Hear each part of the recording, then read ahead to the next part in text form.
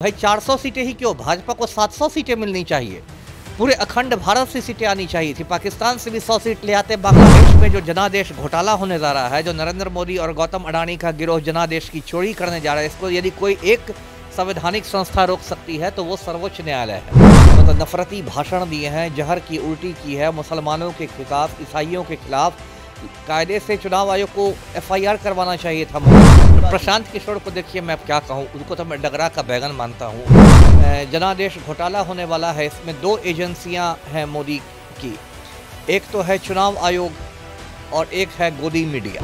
अब चुनाव आयोग ने धीरे धीरे करके किस्तों में लगभग 2 करोड़, कुछ लोग तो कहते हैं 2.5 करोड़, लगभग 2 करोड़ मतदाताओं की संख्या उसमें बढ़ा दी है। 4 जून 2024 को एक तरह से भारतीय लोकतंत्र की हत्या की सारी तैयारियां कर ली गई है। तड़ीपार गृह मंत्री जो हैं देश के, उन्होंने जिलाधिकारियों को फ़ोन पर धमकाना शुरू कर दिया है।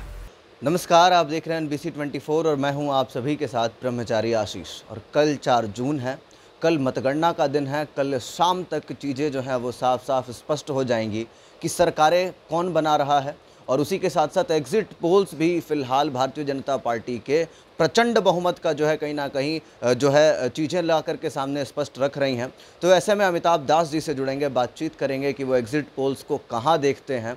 उसी के साथ साथ कल चुनाव के नतीजे जो हैं वो उनके हिसाब से कहाँ कुछ आने वाले हैं, क्या कुछ होने वाला है देश में। और हमारे साथ पूर्व IPS अमिताभ दास जी हैं, उनसे सीधा सीधा जुड़ेंगे। सर, कल के जो चुनाव के नतीजे हैं वो आप कैसे देखते हैं? एग्जिट पोल्स तो BJP के प्रचंड बहुमत का दावा कर रहे हैं। देखिए, दर्शकों को मैं बताऊं कि इस बार जो नरेंद्र मोदी और गौतम अडानी का गिरोह है वो बहुत बड़ा जनादेश घोटाला करने जा रहा है। और कल समझिए 4 जून 2024 को एक तरह से भारतीय लोकतंत्र की हत्या की सारी तैयारियां कर ली गई है।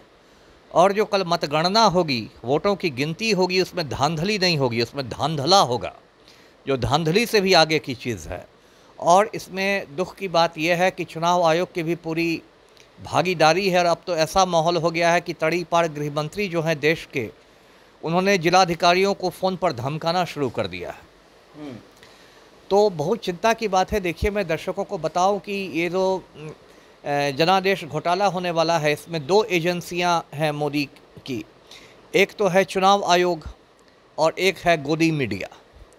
अब देखिए, चुनाव आयोग जो है ये कोई TN शेषन साहब वाला चुनाव आयोग रह नहीं गया है। ये राजीव कुमार का चुनाव आयोग है जो पूरी तरह से भाजपा की जेब में है। अब देखिए, चुनाव आयोग ने क्या किया कि 7 चरणों में चुनाव तो ख़त्म हो गए और चुनाव आयोग को अपने वेबसाइट पर बताना पड़ता है कि कितने मतदाताओं ने किस चरण में वोट दिए। अब चुनाव आयोग ने धीरे धीरे करके किस्तों में लगभग 2 करोड़, कुछ लोग तो कहते हैं 2.5 करोड़, लगभग 2 करोड़ मतदाताओं की संख्या उसमें बढ़ा दी है। तो ये किसी की समझ में नहीं आ रहा है कि भाई इतने लोगों ने वोट दिए तो ये 2 करोड़ लोग मतदाता अपनी ओर से चुनाव आयोग ने कैसे जोड़े। और इसका कोई संतोषजनक जवाब चुनाव आयोग की ओर से नहीं दिया गया है। एक जो फॉर्म 17 होता है जिसमें मतदाताओं की संख्या की बात रहती है, उस पर भी चुनाव आयोग ने कोई पारदर्शिता नहीं रखी है। दूसरा जो गड़बड़ किया है चुनाव आयोग ने, मैं दर्शकों को बताऊं कि EVM पर जब आप बटन दबाते हैं तो एक पर्ची निकलती है जिसको VVPAT कहते हैं, voter verifiable paper audit trail, VVPAT। उस VVPAT 8 सेकंड तक पर्ची रह के फिर वापस चली जाती है। उस VVPAT से मतदाता को बताया जाता है कि यदि आपने हाथ छाप को दबाया है तो आपको वोट हाथ छाप को ही गया है। तो कायदे से 100% VVPAT का मिलान होना चाहिए था EVM से। मतलब EVM पर यदि 10,000 वोट हाथ छाप को गए हैं तो 10,000 VVPAT पर भी हाथ छापाना चाहिए था कायदे से। लेकिन चुनाव आयोग वो नहीं कर रहा है। सुप्रीम कोर्ट तक में चुनाव आयोग ने कहा कि नहीं, यदि 100% VVPAT का मिलान होगा तो मतगणना में बहुत देर हो जाएगी। जबकि देर भी ज़्यादा नहीं होगी, 7-8 घंटे देर से नतीजे निकलेंगे। हम लोग जब बच्चे थे या स्कूल में थे और उस समय तो मतपत्र से चुनाव होते थे, बैलेट पेपर से, उसमें तो EVM आया नहीं था। तो मुझे तो याद है अपने बचपन में 3-3 दिन तक मतगणना चलती थी। अब तो EVM के आने के बाद से कुछ घंटों में मतगणना समाप्त हो जाती है, तो आपको देर की क्या चिंता है। तो ये सब जो चुनाव आयोग का बहुत संदिग्ध आचरण रहा है। पूरे प्रचार के दौरान जो प्रधानमंत्री मोदी हैं, उन्होंने मतलब नफरती भाषण दिए हैं, जहर की उल्टी की है मुसलमानों के खिलाफ, ईसाइयों के खिलाफ। कायदे से चुनाव आयोग को FIR करवाना चाहिए था मोदी पर। उनकी अमिताभ सब दास जी, जी दो दो सवाल होगा मेरा। जी। जब हिमाचल प्रदेश में कांग्रेस सरकार बनाती है जी, जी। तो फिर जो विपक्ष है वो नहीं कहता कि धांधली हुई है, कर्नाटका में सरकार बनाती है तो विपक्ष कहती है धांधली नहीं हुई है, तो फिर ऐसे ईवीएम के ऊपर सवाल क्यों उठाना है, लाजमी है विपक्ष नहीं, का? इसलिए है क्योंकि वो जो चुनाव थे वो क्षेत्रीय चुनाव थे, प्रदेश स्तर के चुनाव थे। और उस समय ये ठीक है, उसमें भी मोदी और शाह चाहते थे कि भाजपा की जीत हो जाए, लेकिन उतना ज़्यादा इनका जोर नहीं रहता था। इस बार देखिए, इस बार बहुत बदली, लेकिन सरकारें तो बीजेपी की ही रही वही है। वही बात पर आना चाहता। 2014 में देखिए मोदी लहर स्पष्ट रूप से थी, उसमें यदि ईवीएम में बेईमानी नहीं भी होती तब भी भाजपा की जीत पक्की थी। 2014 की बात मैं कर रहा, मतलब 14 में भी बेईमानी हुई थी। वही मैं कह रहा कि नहीं भी बेईमानी होती तब भी भाजपा की जीत पक्की थी। 14 की बात मैं नहीं कर रहा, 19 में भी शुरू में लहर नहीं थी किसी पार्टी की, लेकिन पुलवामा कांड के बाद एक तरह से मोदी लहर बन गई थी। उसमें भी यदि ईवीएम की बेईमानी नहीं भी होती तब भी भाजपा की जीत होती। लेकिन इस बार का जो चुनाव है, 24 का चुनाव, ये पिछले 2 चुनाव से बिल्कुल भिन्न है। इस बार कोई भी मोदी लहर ज़मीन पर नहीं दिखाई दी, बड़े बड़े चुनावी विश्लेषकों ने मांगा है।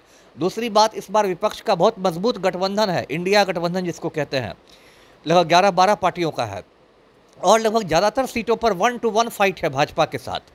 तो इस बार भाजपा की जीत बहुत ही मतलब कठिन दिखाई दे रही थी। नहीं, लेकिन अमिताभ दास जी, राजनीतिक विश्लेषक ये भी मानते हैं कि अब की बार बीजेपी के साइलेंट वोटर्स भी हैं। अब साइलेंट तो एक ऐसा शब्द है कि उसको कोई आप विश्लेषण नहीं कर सकते हैं। साइलेंट मैं कह सकता हूँ कि राहुल गांधी के सारे साइलेंट वोटर्स हैं। ये साइलेंट तो एक अजीब चीज़ है ना। देखिए, और चुनाव आयोग ने तो ये मतलब बेईमानी की, जो मैंने कहा किस तरह से पक्षपात किया।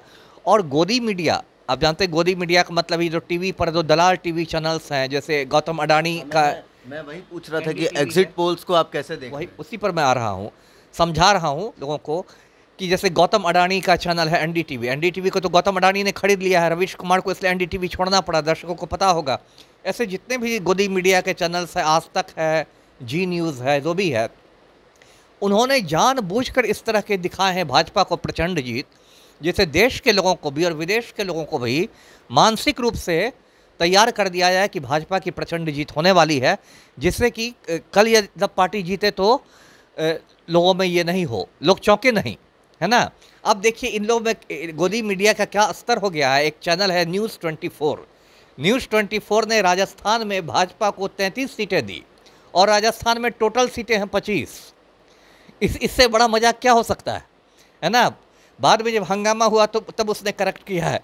तो आप 25 सीटें हैं टोटल राजस्थान में, और न्यूज़ 24 ने मोदी को मक्खन लगाने के चक्कर में, मोदी की दलाली के चक्कर में उसमें 25 में 33 सीटें भाजपा को दी है। एक और चैनल अभी मुझे ध्यान नहीं आ रहा है, हिमाचल प्रदेश में टोटल 4 सीटें हैं, टोटल 4 में 8 सीटें भाजपा को दी है। तो कल मैं संजय सिंह का बयान सुन रहा था, जो आपके नेता हैं आम आदमी पार्टी के, तो मजाक में कह रहे थे कि भाई 400 सीटें ही क्यों, भाजपा को 700 सीटें मिलनी चाहिए, पूरे अखंड भारत से सीटें आनी चाहिए थी, पाकिस्तान से भी 100 सीट ले आते, बांग्लादेश से 50 ले आते, है ना, श्रीलंका से उठा के ले आते, नेपाल से, अखंड भारत की सीटें। तो गोदी मीडिया ने हद कर दी है। अब देखिए क्या है कि मैंने दर्शकों को बताया कि ये लोग बेईमानी को तैयार हैं। अब देखिए किस तरह से ये लोग खेल खेल रहे हैं। सेनाध्यक्ष जो इंडिया के थे, आर्मी चीफ थे, क्या अभी हैं, वो अभी इस बीच रिटायर कर गए थे, उनको सेवा विस्तार दिया गया। ये एक बहुत संदिग्ध बात है। जहाँ तक मुझे याद है, आज तक भारत के इतिहास में किसी भी सेनाध्यक्ष को, किसी भी आर्मी चीफ को सेवा विस्तार नहीं दिया गया था। और उस समय जबकि देश में आचार संहिता लागू है, ये भी जांच होनी चाहिए कि क्या सेनाध्यक्ष को सेवा विस्तार के लिए चुनाव आयोग से अनुमति ली गई थी, क्योंकि अभी तो देश में आचार संहिता है, पूरा जो तंत्र है वो चुनाव आयोग के अधीन है। अभी तो आप एक मतलब सिपाही जी और हवलदार का तबादला नहीं कर सकते हैं बिना चुनाव आयोग से पूछे हुए। तो क्या सेनाध्यक्ष को सेवा विस्तार में चुनाव आयोग से पूछा गया था? अगर नहीं पूछा गया था तो वो सेवा विस्तार बिल्कुल अवैध माना जाएगा, है ना। अच्छा, सेनाध्यक्ष को जो सेवा विस्तार दिया गया उस पर क्या चर्चा है? उस पर लोगों को शक ये है कि लोगों को लगता है कि कल जब वोटों की गिनती में धांधली नहीं धांधला होगा, जनादेश की चोरी होगी, पिछले दरवाजे से सरकार बनेगी, तो हो सकता है देश में जगह जगह प्रदर्शन शुरू हो जाए, लोग सड़कों पर निकल जाए। जनतंत्र में तो संसद है तो सड़क भी है, लोग सड़कों पर निकल जाए, शांतिपूर्ण ही सही लेकिन प्रदर्शन करने लगे। तो हो सकता है उन प्रदर्शनकारियों को सेना के बल पर कुचलने की तैयारियां की गई हो। जी, ये भी एक बात आ रही जी। प्रशांत किशोर की बात करेंगे, बहुत बड़े चुनावी रणनीतिकार रहे। तो प्रशांत किशोर ने तो कहा है कि बीजेपी 303 के आसपास सीटें लाएगी। उन्होंने तो कहा है कि बीजेपी तो बहुमत में आ रही है। देखिए हाँ, प्रशांत प्रचंड बहुमत की बात प्रशांत किशोर को देखिए मैं अब क्या कहूँ, उनको तो मैं डगरा का बैगन मानता हूँ। वो तो क्या है उनको खुद नहीं पता है। वो 6 महीने भाजपा के साथ रहते हैं, कुछ महीने तृणमूल कांग्रेस के साथ, कुछ महीने कांग्रेस के साथ, कुछ महीने मतलब इसके साथ वाईएसआर रेड्डी के साथ। उनको तो खुद पता नहीं है। और तो अमिताभ दास जी ये तो था ना, अब तो वो अपने ही जन स्वराज में वही काम कर हाँ, रहे तो लेकिन फ्यूचर किसने देखा है? और जब आपने चुनाव विश्लेषक की बात की तो इस देश के सबसे बड़े चुनाव विश्लेषक हैं योगेंद्र यादव, है ना। योगेंद्र यादव जो इंग्लिश में जिसको सिफोलॉजिस्ट कहते हैं, सबसे बड़े चुनाव विशेषज्ञ हैं। योगेंद्र यादव का मैं लगातार इंटरव्यू देख रहा हूँ। उन्होंने डंके की चोट पर कहा है कि भाजपा किसी भी हालत में 250 को क्रॉस नहीं कर रही है। उन्होंने यहाँ तक कहा कि 230 पर ही आके रुक सकती है। तो एक योगेंद्र यादव की ही बात रखनी चाहिए, मतलब ऐसा नहीं कि बस प्रशांत किशोर ने कहा है। तो ये जो पूरे देश में एक स्थिति बन रही है। और अब तो देखिए सोशल मीडिया पर लोग अपील कर रहे हैं, क्योंकि अभी मुझे लगता है गर्मी छुट्टियां शायद चल रही है सुप्रीम कोर्ट में और चंद्रचूड़ साहब छुट्टी पर हैं।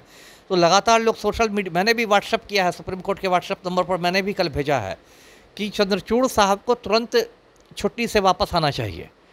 क्योंकि देश में जो जनादेश घोटाला होने जा रहा है, जो नरेंद्र मोदी और गौतम अडानी का गिरोह जनादेश की चोरी करने जा रहा है, इसको यदि कोई एक संवैधानिक संस्था रोक सकती है तो वो सर्वोच्च न्यायालय है, सुप्रीम कोर्ट है। चुनाव आयोग से किसी को कोई उम्मीद नहीं बची है।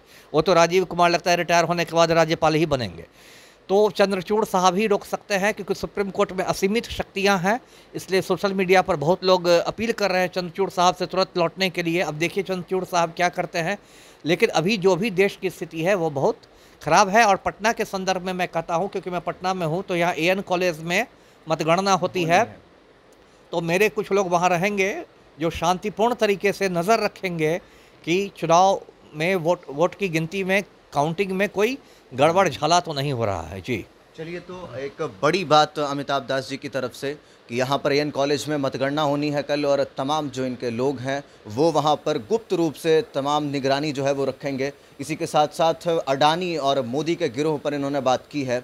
ऐसे में क्या कुछ होगा, ये पूरी जानकारी तो कल नतीजे के बाद ही स्पष्ट होना है।